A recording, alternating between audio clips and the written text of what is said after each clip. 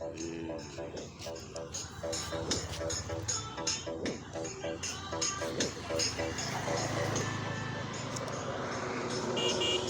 বলে হ্যান্ডা, কেউ বলে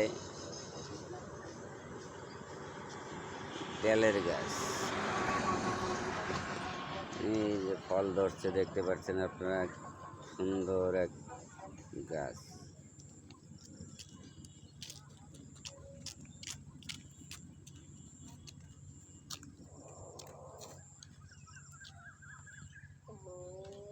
এই গাছটা দিয়ে অনেক প্রকারের তেল হয়।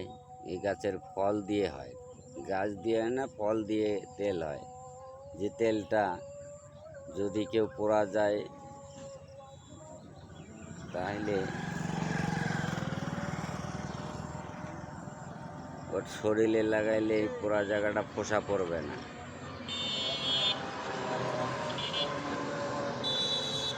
ওর ফোসা উঠবে না। শরীর পোড়া গেলে তেলটার সাথে সাথে লাগাইতে হবে, লাগাইলে আর ফোসা উঠবে না।